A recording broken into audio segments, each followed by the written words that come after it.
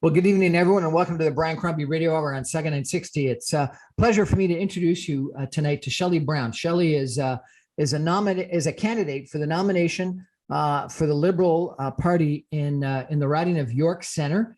He's a gentleman that comes to me highly recommended by someone who I really respect within Liberal politics. Shelley is practiced in Ontario, in Toronto, exclusively in employment and related human rights law, with a focus on the legalization of cannabis. Until his retirement last year, he was counsel with Steinberg, Title, Hope, and Israel LLP, now Steinberg's LLP. Shelley, welcome to our show. How are you? I'm fine, thank you. How are you doing?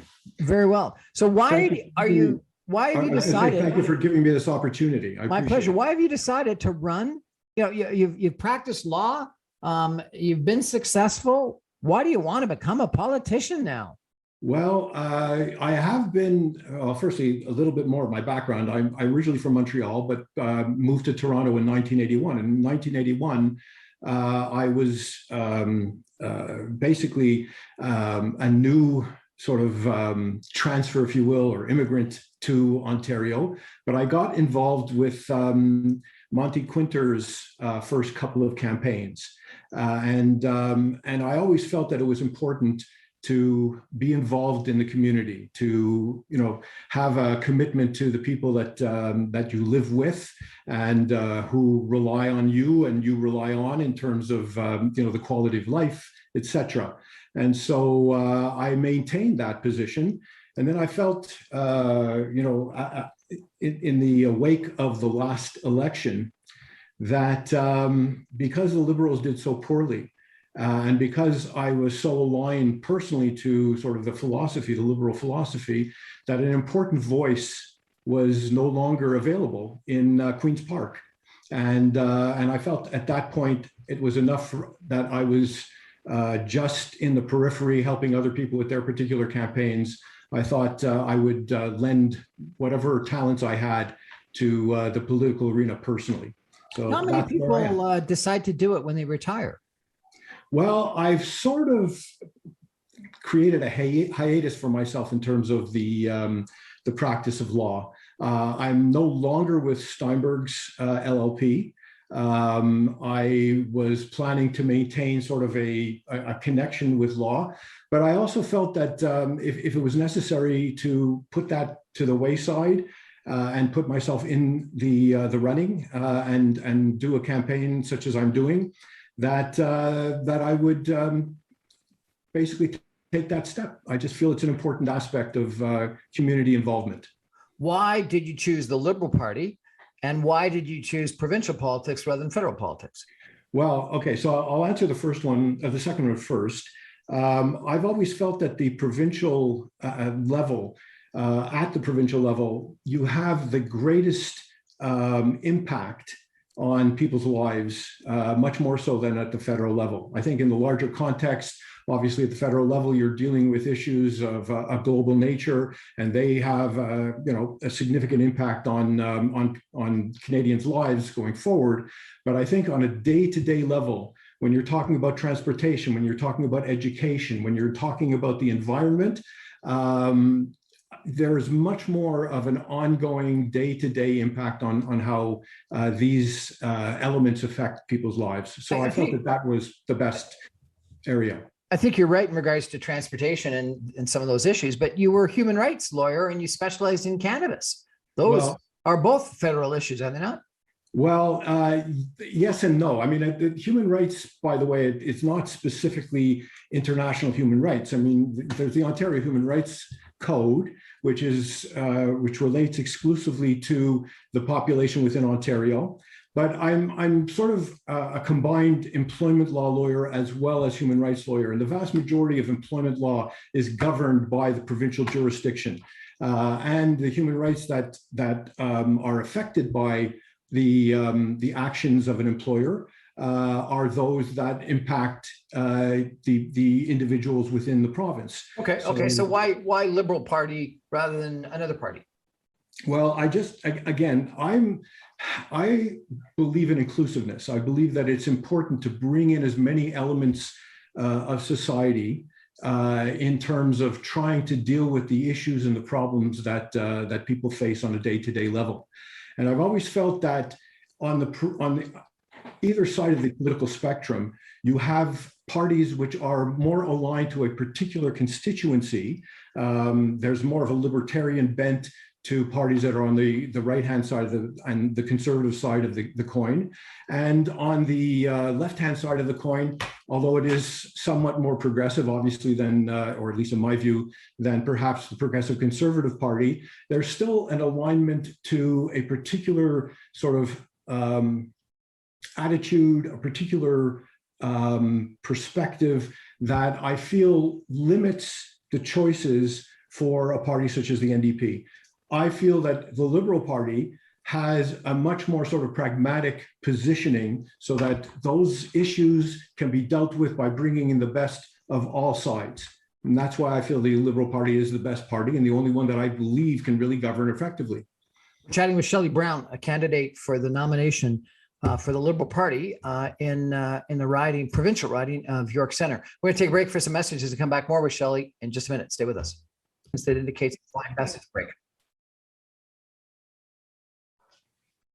Welcome back to the Brian Crombie Radio, a second at 60. We're talking politics tonight. We're talking provincial politics, not federal politics. And we're chatting with Shelley Brown, who, after a good career in law, decided when he retired that he wanted to do a crazy thing, I think, and go into politics and run for the nomination for the Liberal Party in York Centre. And that takes a lot of guts because it's a lot of work.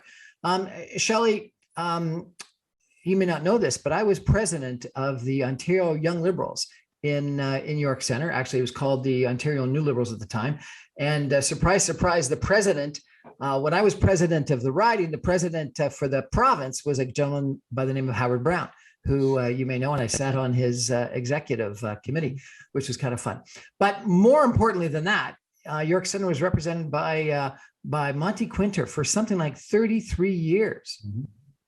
Why did you choose York Centre, and how can you live in the shadows of Monty Quinter, do you think? Well, to take that last point first, I do believe that it's a huge vacuum to fill. He's certainly an icon, as is Howard Brown, by the way, in the riding and in the Liberal Party, at the provincial level in particular. And so it is sobering to follow in his footsteps. I do believe, though, that he started something, he built a foundation of trust, something that I think is necessary to have when you're going to be in politics, generally speaking, but I think even more so in the York Centre, because York Centre is such a diverse riding that it's critical that you become involved with each demographic within the riding, that you build that trust, that you commit yourself and let people know that you're committed to each aspect of the riding, to the economic viability of the riding, to the social viability of the riding, and take into account each unique demographic and bring them all together to create or continue this vibrancy that Monty Quinter was able to work with and build. In addition to your role as a lawyer, I understand that you're involved in the board of Gilda's Club. What is Gilda's Club, and why'd you get involved? Okay, well, I'm actually not involved anymore, but I was one of the founding members of Gilda's Club. And that's an interesting question, because at the time Gilda's Club was being considered to come into Toronto, there was a differentiation between what was happening in the States and is actually still the current situation in the States. And that is, there is no sort of centralized, socialized medicine in the United States, but that was the fact in Canada. I felt it was important to have an organization such as Gilda's Club in Canada, in Toronto in particular, because I felt that even with services being supported by the government OHIP, it was important to have all of these other peripheral services, family support, transportational support, all those types of things that you don't get typically from OHIP and Medicare, generally speaking. So I'm glad that we were able to bring it in, and I've been very much involved in terms of keeping up with what's going on, and it's doing a great job. It's a phenomenal institution. I understand you are also the Canadian Director of Human Resources for Prudential of America, and you played a significant role in establishing something called the Ethics Office. Right. What is an ethics office? What'd you do, and what'd you learn from that process? Well, firstly, being with the Prudential Insurance Company of America was a fantastic learning experience because it's really a branch office of the main Prudential, which is its head office is in Newark, New Jersey, and so you have that American mindset, if you will, that quite often was not totally aligned with what was happening in Canada. So there was always this sort of balance that needed to be maintained between Canadian ethical and human rights issues versus and employment law issues that were not considered to be as significant down south. However, there was still this sort of acceptance that because we were located in Canada, there needed to be a certain degree of hands-off attitude towards the Canadian operation. And at one point, 6 years into, I was there for 8 years into, I was there for 12 years in total. So the first 8 years I was in their law division. And then the Canadian president came to me and asked me if I wanted to switch over and become director of human resources for the Canadian operation. And I was more than happy to take this transfer, if you will, in order to be able to learn the administrative side of the coin. I had been working for 8 years. A lot of the issues that I was dealing with were employment-related issues, but I was seeing it really from one side only. This gave me a larger perspective. 2 years later, the president came to me again and said, you know what, I want to start an ethics office. And it was really, really gratifying for him to come to me, because it was apparent that he saw that I had this alignment, this concern about treating employees fairly. Sexual harassment issues, discrimination issues, those types of things were always foremost on my mind. And I never kept it quiet that those were concerns. And I felt it was a really bold step on his part to want to create from scratch an ethics office to deal with these particular issues on behalf of employees. And so I was able to start it from scratch. I developed an ethics policy. I developed an ethics team of investigators, and I had a dotted line relationship with the United States so that I could be independent of whatever influences the administration in Canada might try to push in order to limit the effectiveness of the office. I can honestly say, though, that never happened. I never had to go to the States to override anything that was difficult in Canada. So it was a great experience. Sounds like it was. You said that you're also very involved in cannabis issues. Do you think the legalization of cannabis was the right decision? And tell me a little bit about what your cannabis involvement has been. Okay, so yes, firstly, I do believe that that this was the correct decision to make. I was always in favor of legalization of cannabis for a long time, even before it was being discussed here by Justin Trudeau, because I've always felt that it was not significantly different from the legalization of alcoholic beverages. I thought it could be regulated in the same fashion. And I also felt that whatever problems were inherent in the consumption of cannabis, in the sale of cannabis, that created any kind of health-related issue would be more easily dealt with if it was a legal product rather than something that had to be sort of put in the corner and held in sort of the dark recesses of our social fabric. Yeah. So tell me about your involvement as a lawyer. What kind of issues did you have to deal with? Well, firstly, I did some involvement with respect to marijuana, and that would be situations where people were terminated or being disciplined as a result of their use relating to marijuana. Obviously, when you're an employee, you owe an allegiance to your employer, and you're supposed to do whatever you can do to maximize your employer's benefit and profit and enterprise. So there were some issues that I dealt with even before it was being legalized.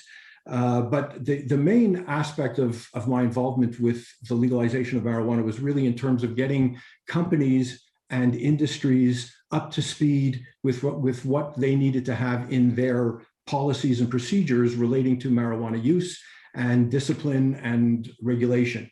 And so I did a fair amount of speaking. I represented the transport industry on several occasions in terms of speaking engagements. I also helped certain companies develop their policies or update their policies so that they actually were reflective of what the types of regulatory measures that could be taken to protect the company as well as the individuals who are working for the company. One of the issues that's come up in Mississauga, our radio station is in Mississauga, is that when Doug Ford implemented the retailing of cannabis, he left it up to cities to decide whether they wanted it or not. And Mississauga is one of those cities that does not have any places licensed.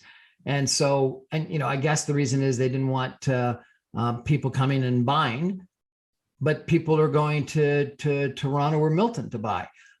So what do you think? Is it the right decision to leave it up to the cities? And for the cities, is it the right decision to not allow the legal retailing of cannabis?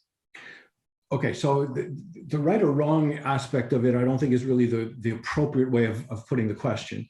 I believe that and it's part of the reason why I chose the provincial level as opposed to the federal level, that those people who are directly affected by decisions that are being made should be the ones who have, I would suggest, the most input in terms of what those decisions ought to be. And they should also be, you should also go back to them and to ensure that whatever decisions are made and the way in which they're being implemented are being done in a way which is fair and appropriate, and people understand why decisions like that are being made. So I think it's incumbent in many ways upon specific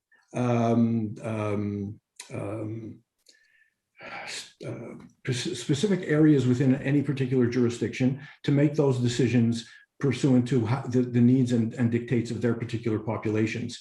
So I have no problem if Mississauga decides not to have cannabis retail outlets. I think it's available elsewhere. It's not exactly, the most critical of products, but nevertheless, it's basically a recreational product, except for the fact that obviously there's the medical component as well.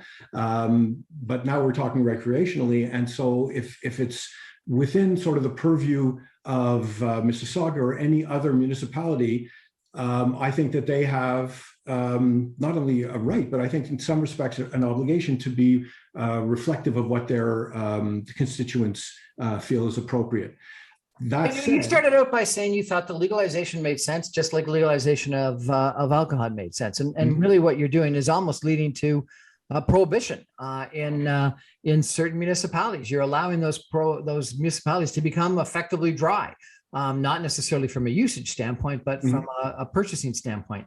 And number one, you're not stopping people using it. People can just drive across a border. Now, if it was a long distance, that might be a different impact. And I think we have that in some areas in Atlantic Canada, for an example.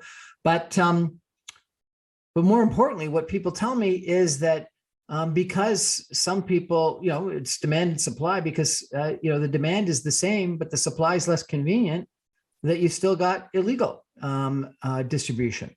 And so therefore, in the areas where you haven't provided reasonable amount of legal distribution, you're actually allowing the unregulated illegal distribution, i.e. gangs or whatever you want to call them, to continue. Isn't that a real mistake? Well, I think that it's definitely a consideration that ought to come into play in terms of making decisions.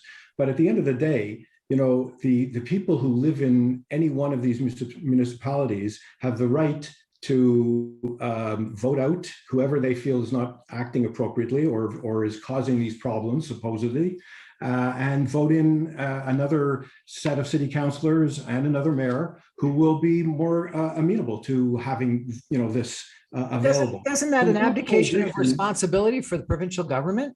The provincial government is making the decision to distribute it, but you're leaving it up to, that's almost like, frankly, Donald Trump, who said, I'm going to leave it up to the states.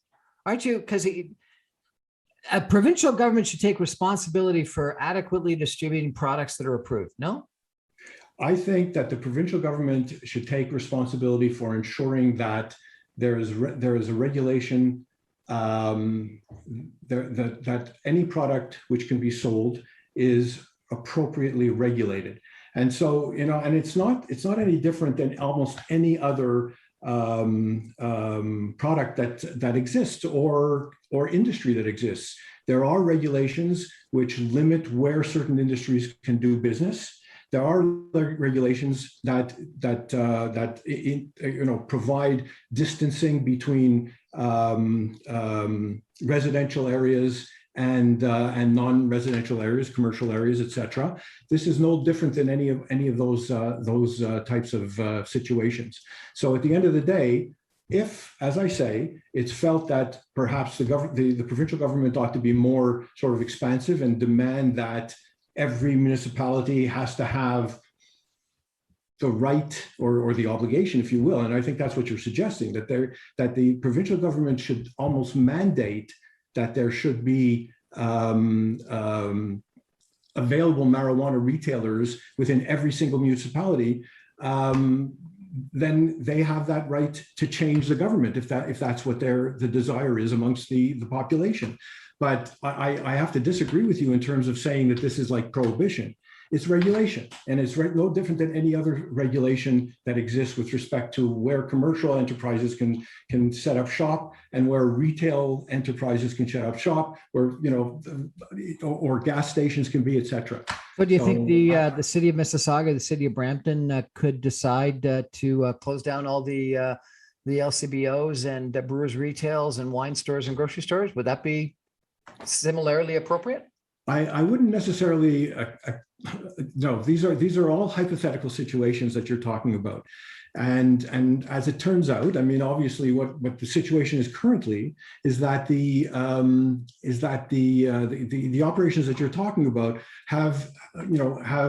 are governed by specific legislation that allow them to be within these particular jurisdictions. And that's the way in which it is. I mean, you're asking me to deal with a hypothetical situation. The reality is that in Mississauga, they decided that there was not going to be, there would not be appropriate to have marijuana distribution. And what I'm saying is that given the nature of our political system, that's within their purview. I'm not making a decision or suggesting that one is right or wrong. I'm just saying that that's available to them. Just for your consideration, I think that a Liberal there are party options available to others to go elsewhere and be able to make use of whatever retail operation exists in neighboring municipalities. So I think the regulation was not put in place because people are demanding it, but because a small minority of rural right-wing people were requesting it. And I would suggest to you that you may want to think about whether a Liberal Party would actually win votes by saying they're going to change the Doug Ford laws in regards to distribution of marijuana and saying it's a provincial thing and it shouldn't be governed by municipality. Anyway, that's one issue we'll disagree on, sir. Okay. So far, there's only one of several. We're going to take a break for some more messages and come back more with Shelley Brown in just a minute. Stay with us.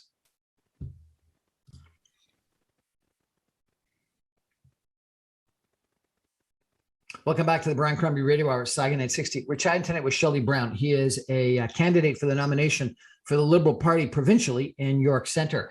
And we've had a good discussion of his background as a lawyer, human rights lawyer, and a lawyer specializing in cannabis issues. his involvement in Gilda Club, his involvement in the insurance business and establishing an ethics office. And now he's running for provincial politics. So, Shelley, let me ask you a couple of questions about some of the obviously the relevant issues that are going to come up. Doug Ford's got a majority government right now.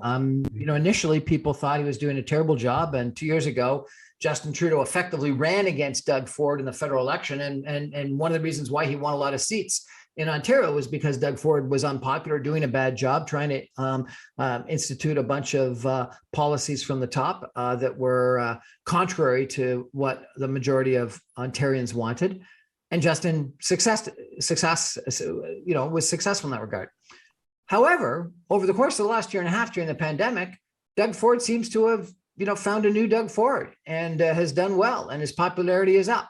So tell me, how do you think Doug Ford has done, and how are you going to run against him? Okay, so I don't agree that his popularity is as high as you think he is. I've been knocking on doors and phoning people and just having discussions with people in York Centre. And there's a major concern in terms of the process pursuant to which the provincial government is suggesting they're going to continue opening up in terms of education, in terms of whether or not there should be there should be proof of vaccination before certain non-essential indoor activities should be allowed to be used by those people who are not vaccinated or not doubly vaccinated. And so at the end of the day, there are a lot of elements here that are still very problematic, very much of a concern to the residents of York Centre, and I would suggest the province generally speaking. And so I have to take issue to some degree. I'm not so certain that he is as immune to this particular argument as your question would seem to suggest. Okay, so what are the policies? What are the policies of his that you're going to oppose, that you're going to run against? Well, I certainly believe that those people who are educators should be required to have double vaccination before the schools are opened up again. I think that there has to be a mandate in terms of mask wearing for students, especially in particular very, very close-knit areas within schools. I think those are critically important areas that need to be addressed, and certainly are very, very much of concern to the residents of York Centre, and I think those people who work in close proximity to patients who stock shelves in relatively small stores and things like that. I think there are things that need to be addressed. I think that the communication of these mandates and guidances have to be better sent out to the public, and I don't see that Doug Ford has been able to do that in any way, shape, or form. Would you support a vaccine passport? Yeah, I totally would. Lots of people are anti-vaxxers, anti-masking, don't believe COVID is real. What do you say to them? Well, it's very hard to talk to people who are as committed to that type of opinion, which I think is not, it's not supported by the facts, it's not supported by science, and what ultimately has a negative effect upon the health of those people who don't share that view, and who have had at least one vaccine, if not, and intend to have a second vaccine, who are prepared to wear masks in order to protect themselves, but not only themselves, but their children and the people that they come across in social situations and out in the street, etc. So to be truthful, there's very little that can be said. I think that the government has to take the initiative and say, we have to protect the largest number of people as possible. We have to protect the vulnerable. We have to protect those people who are 12 years and under who are not allowed to have vaccines. And I don't think there's really any discussion to be truthful. Okay. Doug Ford has done some things to protect our economy, but he gets a lot of criticism that he hasn't done enough. What do you think? Well, that's a pretty vague question. You've indicated that he has done some things to. Well, some of the things to up. support That's what small you're referring businesses. to. Are you referring to as having opened up again? Some people think that he opened up too slow. Other people think he opened up too fast. He's got some money. There's something like $55 million, $22 million that was spent by the provincial government on digital media support for companies, $2,500 for something like 50,000 different companies.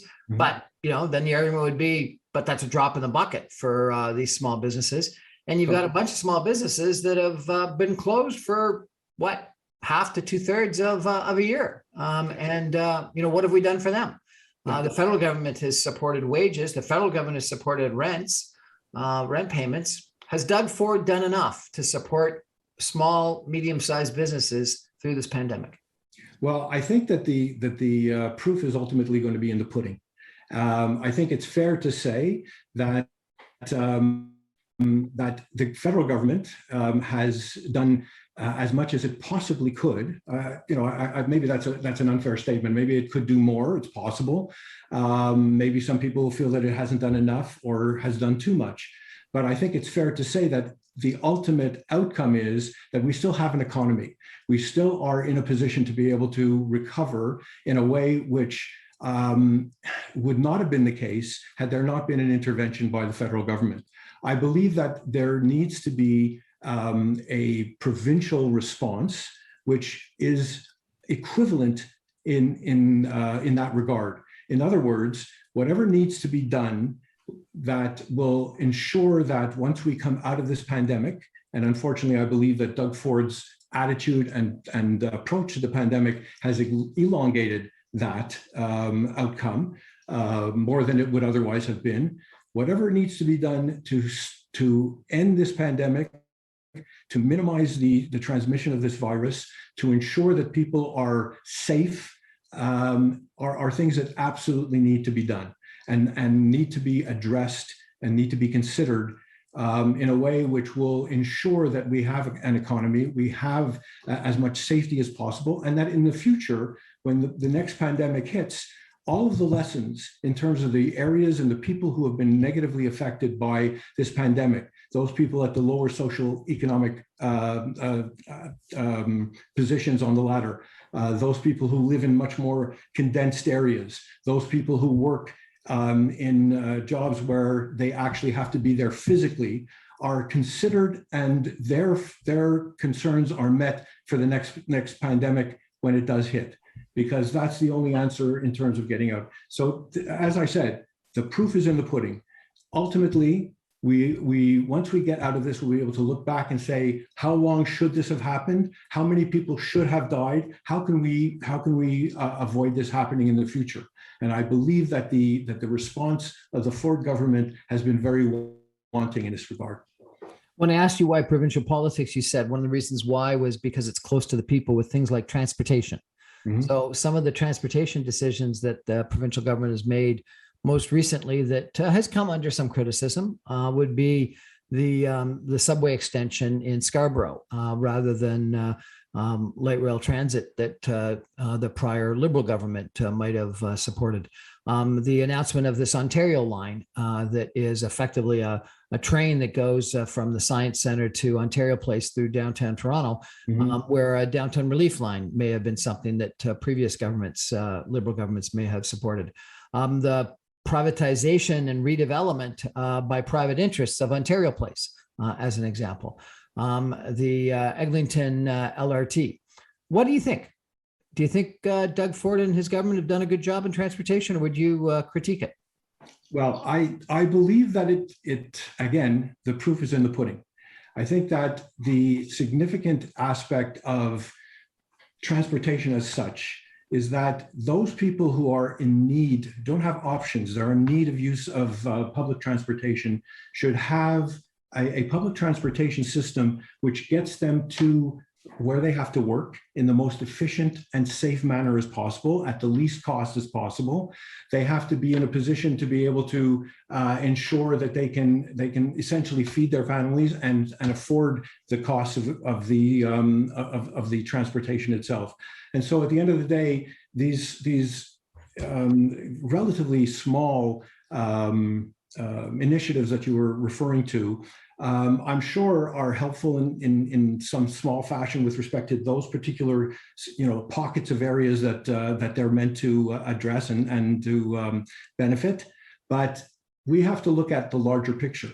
We have to think in terms of how transportation is changing, how society is changing, how work is changing, and we have to make the transportation decisions reflect those issues as opposed to the other way around. And I would suggest that the way in which the decision-making has come up until this point in time has been the opposite, is basically what can we do for specific pockets of society or of our economy. And I don't think that's functional. I don't think that's helpful in the larger context. And I think it's very much part of what the sort of, again, libertarian bent of a conservative government tends to be. Right.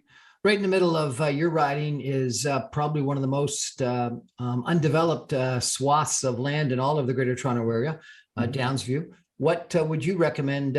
What's your vision for what what should happen in Downsview? Well, it's actually an interesting question in the sense that very little of Downsview comes definitively under the provincial jurisdiction.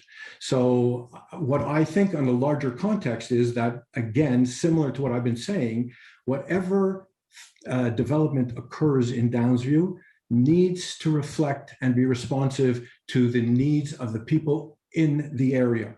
And so as long as, and this has been a discussion which has been taking place now for decades with respect to what's going to be happening with the Downsview area. The ownership of the issue has been passed from private sector to public sector, and from one developer to another, and it's been handled very, very poorly, and very little has been done that really reflects the needs of the people of York Centre. And so at the end of the day, I think that there needs to be a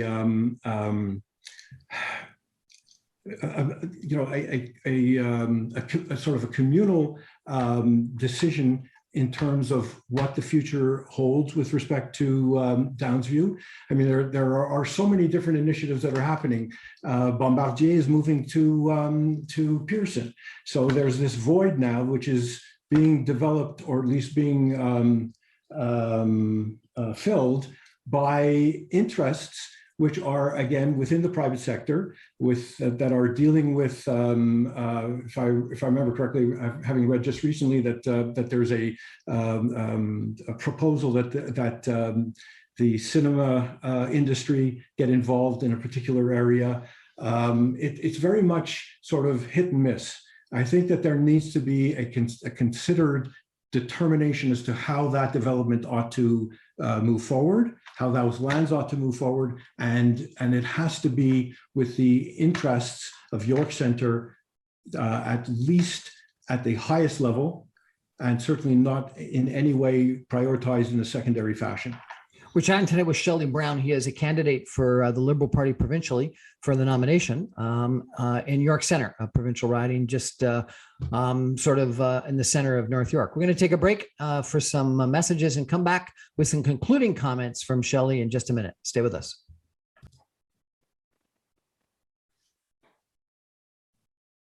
Welcome back to the Brian Crombie Radio Hour on Saga 960. We're chatting tonight with Shelley Brown, who is a candidate for the Provincial Liberal Party nomination in York Centre. And Shelley, you've come out strongly in favor of vaccine passports, which I commend you with, because I agree with that completely. The case count has gone up in Ontario recently. The head of our science area is concerned about that and says there shouldn't be relaxation of opening up. But Doug Ford is adamant that we're going to reopen. People are worried about the economy. People are worried about small businesses. Other people are worried about public health. Where do you come in? Well, I feel that the most important job of any government is the protection of the population, the safety of the population, the health of the population. And from that sort of percolates downwards to all the other elements that are, particularly with respect to the pandemic, that will bring us back to an economy and to a social sort of interaction, which will benefit everybody. And so I find it really frustrating and somewhat upsetting that when it's clear what works, what has brought down all of the other surges are not within the consideration of the government at this point in time, when it's very clear what needs to be done, when there is no guesswork that needs to be put into the equation, that nevertheless there is this hell-bent need to open up again, despite the fact that things are going in the wrong direction. I've always felt that the best determinant of future action is what people do in the past or have done in the past. I think that Doug Ford is just going to continue repeating the mistakes that he's done with respect to the pandemic, in terms of getting out of the pandemic. And I think in terms of almost every other decision that his government is likely to make going forward, because I believe that he does not listen to the people who I think have a better grasp or have the grasp due to their professional background of what needs to be done to move the economy forward, to protect people's lives and health, to ensure that those people who are marginalized will not be forced into a situation where they're the most affected by any kind of pandemic or difficult social situation. And I feel that, honestly, that Stephen Del Duca is the person who is most aware of these things, who has initiated a policy process which brings in all of the elements and is open to everybody. And I think that we have an opportunity now to ensure that the future will be left to the people who know best, who are willing to listen, who can bring in the best minds and tools and equipment and resources available to solve the problems that the province has, and solve the problems that York Centre has, and make the best use of an incredibly vibrant group of people within York Centre who really are a microcosm of Ontario, generally speaking. And so you mentioned Stephen Del Duca. He got elected leader of the Liberal Party, just about 2 weeks prior to the pandemic. Yes, I know. He has not been in the Ontario legislature because he's not a sitting MPP. And people generally haven't heard a lot from him. Do you think he can actually beat Doug Ford? Oh, yeah, absolutely. I think that once the election actually is underway, he's one of the most articulate people that I know. His grasp of what's necessary for Ontario exceeds anybody else that I've spoken to or heard from in the period of time that I've been involved with this campaign, and actually even before then. I think that his approach is such that he will be bringing in the people that are necessary in order to solve these problems. They won't be personal. They will be personal only to the extent that they reflect the needs of the province. Shelley, And finally, if I can address one last thing that you talked about, we haven't heard very much from him. You have to realize that he had we don't have party status, official party status. So a lot of the funding, a lot of the resources that would be otherwise available to Mr. Del Duca are not available to him. And yet, despite that, he is getting the message out. Despite that, he is working hard to ensure that everybody's voice is brought in with respect to policy development.